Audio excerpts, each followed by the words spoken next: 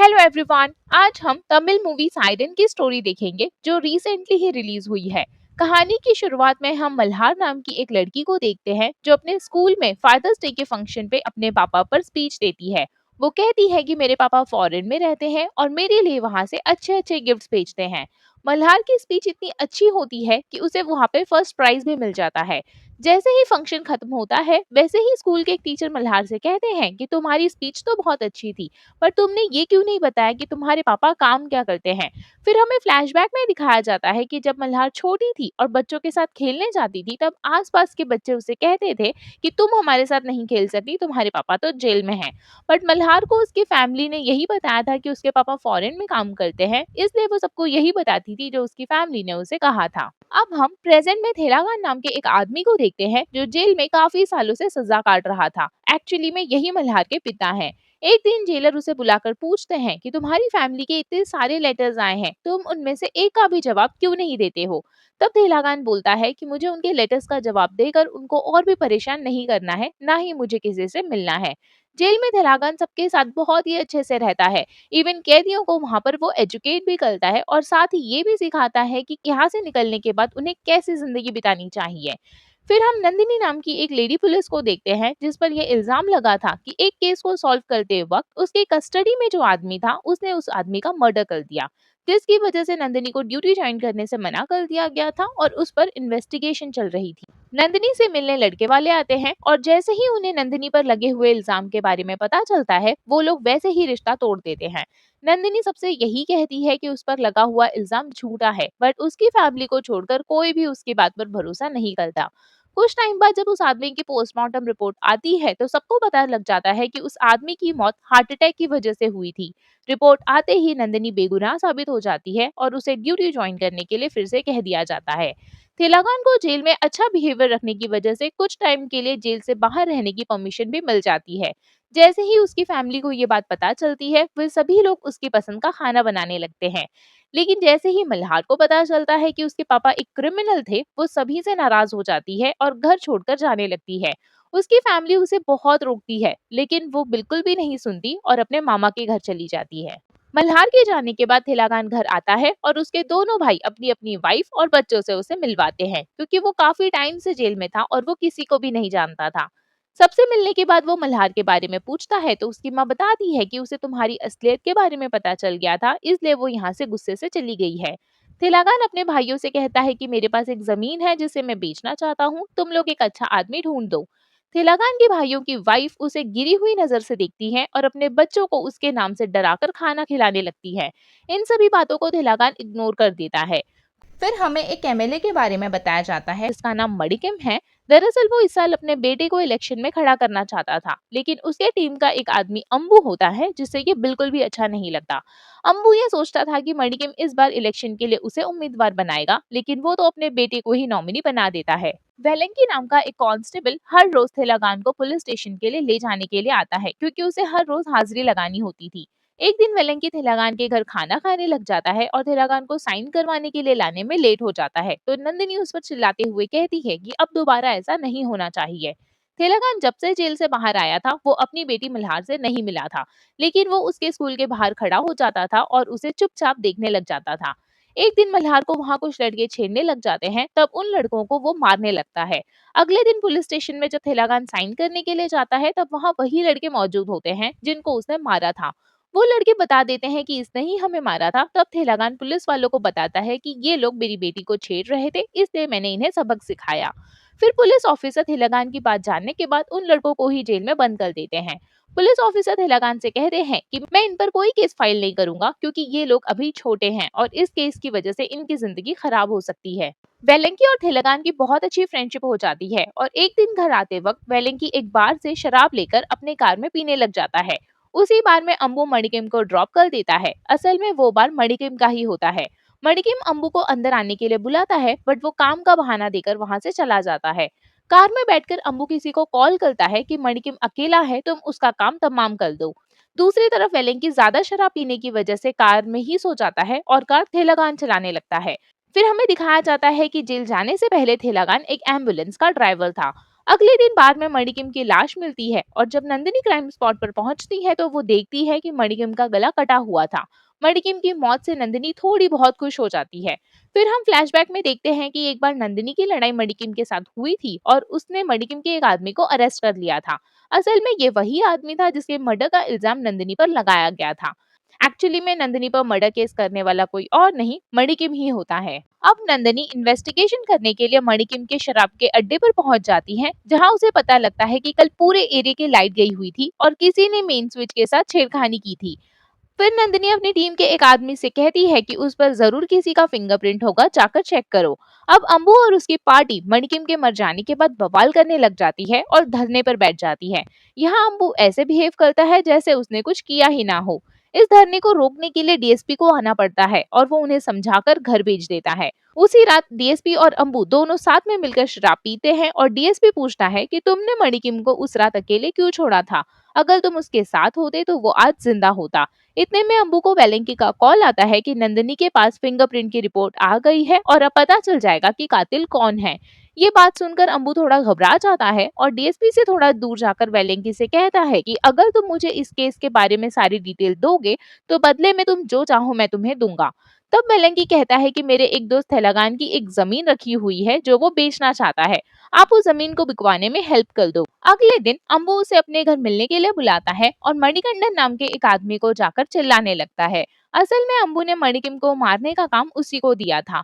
वो बताता है कि पुलिस के पास तुम्हारे फिंगरप्रिंट है, मैं तुम्हें 50 लाख रुपए दूंगा, तुम पुलिस में जाकर सरेंडर कर दो। उसके बाद मैं तुम्हें बेल पर बाहर निकलवा लूंगा और अगर तुमने मेरी बात नहीं मानी तो मैं तुम्हें मार डालूंगा। अब अगले दिन नंदिनी मणिकिम की पोस्टमार्टम रिपोर्ट लेने के लिए डॉक्टर के पास जाती है तो वो बताते हैं कि इसके मरने के पहले इसके नाक और कान से खून निकला था, जिसके बाद ही ये मरा है। वो बताते हैं कि उसके पहले भी ऐसे 8 और केस आए थे। फिर हमें फ्लैशबैक का सीन दिखाया जाता है जब वो 1995 में जीएस हॉस्पिटल में काम करते थे, तब भी एक ऐसा केस आया था जिसमें पहले नाक और कान से खून निकला था और फिर मौत हो गई थी। वो बताते हैं कि ऐसा मर्डर करने वाला डेविड नाम का आदमी था, लेकिन वो आज जेल में है और अपनी सजा काट रहा है। इसके बाद नंदिनी डेविड के बारे में पता करती है और उसे मालूम पड़ता है कि उसकी मौत तो बहुत पहले ही हो गई थी। अब नंदिनी को उस खूनी तक पहुंचना थोड़ा डिफिकल्ट लग रहा था। दूसरी तरफ वेलेंकी और थेलागान अंबू से मिलने उसके घर जाते हैं। तब थेलागान कहता है कि मैं जमीन के पेपर्स कार में ही भूल गया हूँ, तुम उसे जल्दी से ले आओ। इतने में वहां अंबू आ जाता है और थेलागान से कहता है कि मैंने तुम्हें कहीं तो देखा है, तुम वही एम्बुलेंस ड्राइवर हो ना, तुम मेरे घर में क्या कर रहे हो? अंबू को उसको देखकर कुछ याद आने लगता है, लेकिन उतने में थेलागान अंबू को एक थैली से रैप कर देता है और जैसे ही वो रैपर से बाहर निकलता है वो इनहेलर लेने लगता है क्योंकि उसे अस्थमा की बीमारी थी। तेलंगाना ने पहले ही उसमें कुछ केमिकल मिला दिया था जिसकी वजह से अंबू मर जाता है। अंबू के मरने के कुछ टाइम बाद नंदिनी तहकीकात करने के लिए अंबू के घर आती है और जब वो अंबू के पास जाती है तब वो देखती है कि ये तो मर चुका है। ये देखकर नंदिनी शॉक हो जाती है। फिर जब डीएसपी को अंबू के मौत के बारे में पता चलता है तो वो नंदिनी पर ही शक करने लग जाते हैं, क्योंकि अंबू ने ही उसे केस में फंसाया था और शायद उसने ही बदला लेने के लिए ऐसा किया हो। नंदिनी डीएसपी से कहती है कि आप गलत बोल रहे हैं, तो डीएसपी कहता है कि फिर साबित करो कि तुम सच बोल रही हो, मैं तुम्हें 48 घंटे का टाइम देता हूँ। अब नंदिनी इस केस को फिर से अच्छे से देखना शुरू करती है और उसे याद आता है कि उस बार वाले लड़के ने उसे कहा था कि उस रात एक पुलिस वाला अपने एक फॉरेन फ्रेंड के लिए शराब लेने आया था। वो पुलिस वाला कोई और नहीं बल्कि वेलेंकी था और वो फॉरेन वाला दोस्त तेलंगान था। असल में वेलेंकी सबको यही बोलता था कि तेलंगान फॉरेन में रहता है और वो यहाँ कुछ काम के लिए आया है। अब नंदिनी उस बार वाले लड़के को थाने बुलाती है और उसके सामने अपने पूरे पुलिस ऑफिसर्स को खड़ा कर देती है ताकि वो पुलिस वाले को पहचान सके। लेकिन उस दिन वेलेंकी छुट्टी पर होता है तो वो लड़का कहता है कि इनमें से कोई भी नहीं था। नंदिनी जब अंबू का पोस्टमार्टम रिपोर्ट लेने जाती है तब डॉक्टर बताते हैं किसी ने उसके इनहेलर में वो मिक्स कर दिया था। हैरान करने वाली बात तो ये थी कि 2012 में पहले भी उस डॉक्टर के पास ऐसा केस आया था जिसमें खूनी ऋषि नाम का आदमी था और 2008 में भी ऐसा केस आया था जिसमें कातिल डेविड था। अब नंदिनी सोच में पड़ जाती है कि दो अलग अलग आदमी एक ही स्टाइल में कैसे मर्डर कर सकते हैं। पुलिस स्टेशन में एक माँ रोते हुए आती है जो बताती है कि उसका बेटा विकी कल से घर नहीं आया है और ये वही होता है जिसने तेलंगाना की बेटी मल्हार को छेड़ा था। वहाँ मौजूद पुलिस ऑफिसर सारी बात नंदिनी को बताते हैं कि विकी ने तेलंगान की बेटी मल्हार को छेड़ा था, जिसकी वजह से तेलंगान ने उसे मारा था। ये सब सुनने के बाद नंदिनी का शक तेलंगान पर चला जाता है, क्योंकि जब से वो जेल से बाहर आया है लोगों का मरना शुरू हो गया है। नंदिनी उस बार वाले लड़के को फिर से बुलाकर वेलेंकी की फोटो दिखाती है और वो उसे पहचान लेता है। इससे नंदिनी को यकीन हो जाता है कि तेलंगान ही ये सब कुछ कर रहा है। दूसरी तरफ तेलंगान और वेलेंकी जमीन को बेच रहे होते हैं और वो जमीन खरीदने वाला कोई और नहीं मणिकंदन होता है, जिससे अंबु ने मणिकिम को मरवाया था। अब जब अंबु मर गया था तो मणिकंदन अंबु के दिए हुए 50 लाख रुपए से इस जमीन को खरीद लेता है। वहां नंदिनी आ जाती है और तेलंगान को अरेस्ट करके ले जाने लगती है। उसी वक्त वहां मल्हार भी आ जाती है और वो अपने पापा को ऐसे देखकर और भी ज्यादा गुस्सा हो जाती है। इसके बाद नंदिनी तेलंगान को पुलिस स्टेशन ले जाकर उसके फिंगरप्रिंट को ले लेती है और उसी समय जज के पास जाकर बताती है कि इसी ने मणिकिम और अंबु को मारा है। लेकिन जज उल्टा नंदिनी को ही डांट देते हैं और कहते हैं कि तुम बिना एविडेंस के किसी को भी सजा नहीं दिलवा सकती। अब यहाँ फिर से फ्लैशबैक का सीन दिखाया जाता है। जब तेलंगान जेल में था तब उसने वहां से भागने की कोशिश की थी, पर उसे पुलिस वालों ने पकड़ लिया था। तब उसके एक दोस्त ने उसे कहा था कि तुम जेल में अगर अच्छा बर्ताव रखोगे तो ये लोग तुम्हें बेल पर बाहर कर देंगे। तेलंगान वैसा ही करता है, जिसके बाद वो बहुत अच्छा होने का दिखावा करने लगता है और साथ ही वहाँ के लोगों को पढ़ाने भी लगता है। कुछ समय बाद जब उसका दोस्त बाहर हो जाता है तो तेलंगान किसी का मोबाइल चुराकर उसे कॉल करके बोलता है कि तुम गवर्नमेंट हॉस्पिटल में जाकर किसी की बॉडी को चाकू से वैसे ही मारो जैसे तुमने पहले मारा था। तेलंगान की बात मानकर उसका दोस्त जीएच हॉस्पिटल पहुंचकर किसी को उसी तरह मार देता है और उसके मारने का स्टाइल सोशल मीडिया पे फैल जाता है। अब प्रेजेंट में मल्हार को स्कूल में सारे दोस्त फॉरेन जेल के नाम से चिढ़ाने लगते हैं। दूसरी तरफ नंदिनी विकी के मिसिंग केस में लगी हुई थी और वो सोचती है कि तेलंगान किसी को लेट नाइट में दिखा था। इतने में वहां मल्हार आकर नंदिनी से कहती है कि उस रात मेरे पापा एक पुलिस अंकल के साथ आए थे, पर नंदिनी उसकी बात सुनकर ज्यादा रिएक्ट नहीं करती, क्योंकि नंदिनी को लगा था कि वो अपने पापा से नफरत करती है, इसलिए ऐसा बोल रही है। उसके थोड़ी देर बाद एक पुलिस वाले को ऑटो ड्राइवर से पता चलता है कि उसने तेलंगान और विकी को उस रात साथ में देखा था और उसने उसको मारकर कहीं दबा दिया। तब नंदिनी सोचती है कि जरूर तेलंगान ने उसकी जमीन में ही उसको दबाया होगा। तब वो अपनी टीम के साथ जमीन के पास पहुंच जाती है। तब उसे विकी की दबी हुई लाश भी मिल जाती है। फिर अगले दिन मल्हार के घर में कुछ फंक्शन हो रहा होता है और वेलेंकी तेलंगान को हाजिरी लगवाने के लिए पुलिस स्टेशन ले जाता है। तब नंदिनी उसे बताती है कि मुझे तुम्हारी जमीन में खुदाई करने पर विकी की लाश मिली है। तब नंदिनी को फॉरेंसिक डॉक्टर का कॉल आता है और वो बताते हैं कि क्राइम स्पॉट पर मिले हुए फिंगरप्रिंट तेलंगान के फिंगरप्रिंट से मैच नहीं हुए हैं, यानी कि उसने कुछ भी नहीं किया है। और डॉक्टर की बात सुनकर नंदिनी थोड़ा सोच में पड़ जाती है, लेकिन नंदिनी को अब भी लगता था कि उसे मारने वाला तेलंगान ही हो सकता है। कॉल रखने के बाद नंदिनी तेलंगान से कहती है कि ये कैसा खेल खेला है तुमने। इतने में उनके बीच में बहस हो जाती है और तेलंगान कहता है कि मुझे भी आपके बारे में कुछ पता चला है कि कस्टडी में किसी की मौत हो गई थी। नंदिनी ये सुनते ही भड़क जाती है और पूछती है कि क्या तुमने मुझे उसे मारते हुए देखा था जो ऐसा बोल रहे हो। तो तेलंगान कहता है कि मैं भी तो यही साबित करना चाहता हूँ कि क्या आपने मुझे उसे मारते हुए देखा था। मैं तो बेफिजूल ही सजा काट रहा हूँ। साथ ही तेलंगान कहता है कि विकी के बॉडी पर खरोच के निशान थे, इसका मतलब वो पहले से ही लड़ रहा था और अपने आप को बचाने के लिए विकी ने सामने वाले की बॉडी पर काटा था। तो हमें ब्लड के डीएनए सैंपल से पता चल सकता है कि आखिर कातिल कौन है। फिर हमें फ्लैशबैक में बताया जाता है कि जब विकी जेल में था तब उसे मणिकंदन ने बाहर निकलवाया था। अब नंदिनी को मणिकंदन पर शक होता है तो वो उसे पुलिस स्टेशन में बुलाकर मारते हुए पूछती है कि तुमने उसे क्यों निकलवाया था। तब मणिकंदन बताता है कि मुझे अम्बू ने पैसे दिए थे मणिकिम को मारने के लिए और मणिकिम को मारने के लिए मैंने विकी की हेल्प ली थी। उन दोनों ने ही मणिकिम को मिलकर मारा था। फिर वो बताता है कि जब पुलिस को फिंगरप्रिंट मिले थे तब उसने विकी को 5 लाख रुपए देकर सरेंडर करने के लिए कहा था, पर उसने 25 लाख रुपए मांगे। इसी बात पर उन दोनों की बहस हो गई और हाथापाई में विकी मारा गया। उन दोनों की जहां लड़ाई हुई थी मणिकंदन ने उसे वहीं दबा दिया और वो जमीन किसी और की नहीं तेलंगान की होती है। अब नंदिनी डीएसपी को बुलाकर पूरा केस बताती है तो डीएसपी उसे कहता है कि इस केस को यहीं क्लोज कर दो, हम मणिकंदन को ही दोषी बता देंगे। फिर नंदिनी डीएसपी की बात ना मानकर इस केस के बारे में पूछताछ करने के लिए जेल में ऋषि के पास चली जाती है। वहां जाकर उसे पता लगता है कि ऋषि तो पहले से ही फिजिकली डिसेबल्ड है और उस जेल में ऐसे 3 और लोग हैं। तब नंदिनी वहां जेल में एक ट्रांसलेटर को बुलवाती है और इस केस के बारे में पता करती है। तब उनके पास किसी भी सवाल का कोई भी जवाब नहीं होता। उन लोगों को पता चलता है कि तेलंगान जेल वापस आने वाला है। तब वो लोग नंदिनी को उसका सारा सच बताते हैं। यहाँ सीन फिर से फ्लैशबैक में जाता है जब तेलंगान एम्बुलेंस में ड्राइवर हुआ करता था। वो एक पेशेंट को जल्दी से हॉस्पिटल लेकर पहुंचता था, तो वहाँ जेनिफर नाम की नर्स होती थी जो सुन नहीं सकती थी। तो वो जेनिफर के पास आकर बोलता है और उसकी बात सुनकर वो पेशेंट का इलाज कर देती है। धीरे धीरे जेनिफर और थिलगान की अच्छी दोस्ती हो जाती है। वो दोनों की शादी भी होती है और उन्हें एक प्यारी सी बेटी होती है जिसका नाम होता है मल्हार।